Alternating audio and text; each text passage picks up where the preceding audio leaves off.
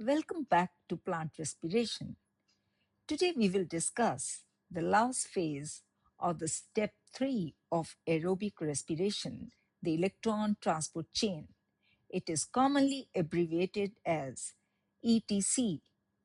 As we all know, that Krebs cycle generates the reduced NADH and FADH2, both the electron carriers and therefore also the energy carriers. Reminding you is the fact that NADH is also produced in glycolysis and in link reaction. This adds to the total number of electron carriers to be made available to electron transport chain. If you have missed out on these details, please check the description box for the links to the previous information. As mentioned, NADH will produce enormous energy, about 220 kilojoules per molecule when oxidized to NAD.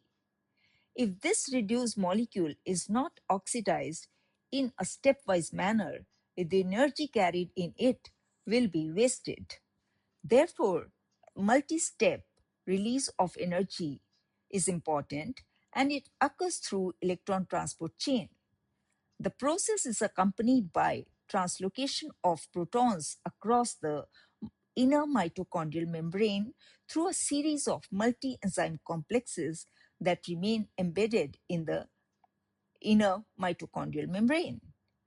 The four multi-enzyme complexes associated with ETC work in coordination along with some other components of ETC, which are mobile protein carriers, and these complexes are said to be therefore supramolecules or supercomplexes, or recently they have been termed as respirosomes.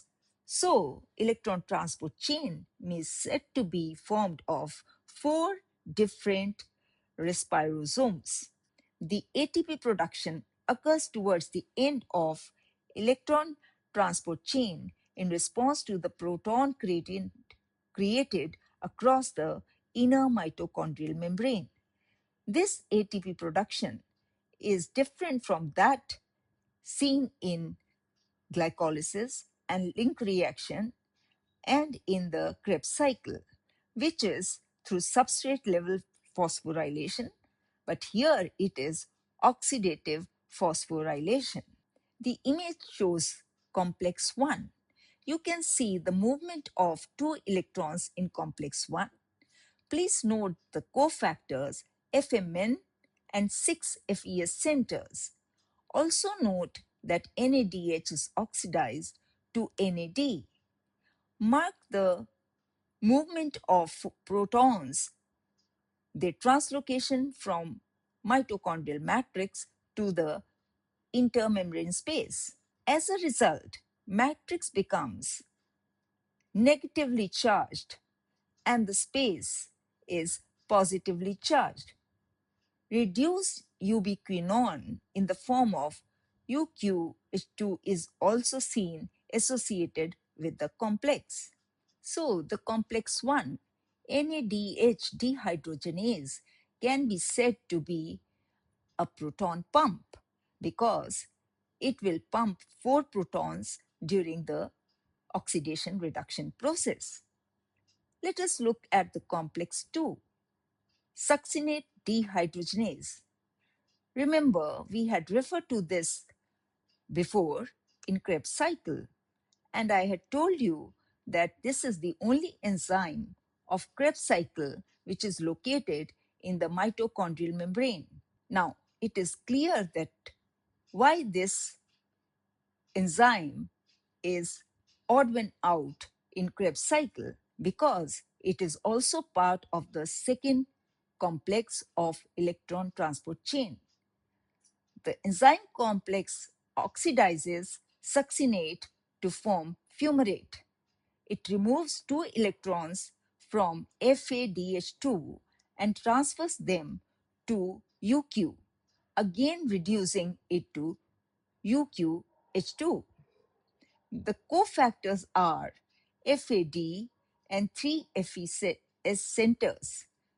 There is no proton translocation by this complex.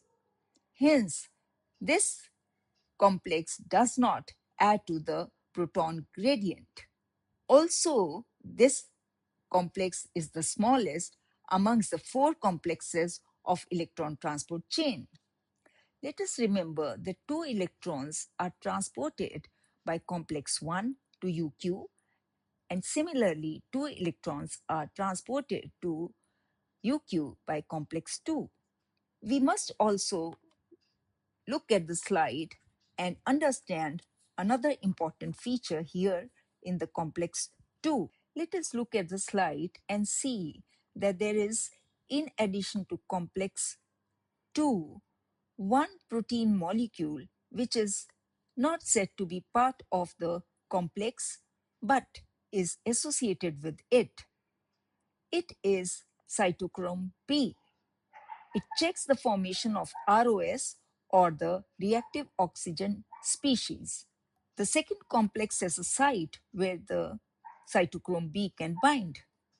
This cytochrome B is anchored to the hydrophobic membrane subunits and is different from the mobile cytochrome B present between complex 3 and 4, about which we would be talking soon. In complex 2, this anchored cytochrome B helps in electron transfer to ubiquinone from epicenters of the complex. As mentioned earlier, it also helps in checking the production of ROS. This is important and is generally omitted or ignored while discussing the electron transport chain. For this, I would advise you to look at the description box where the reference for this piece of information is provided. Next, we would talking about the complex 3 and complex 4.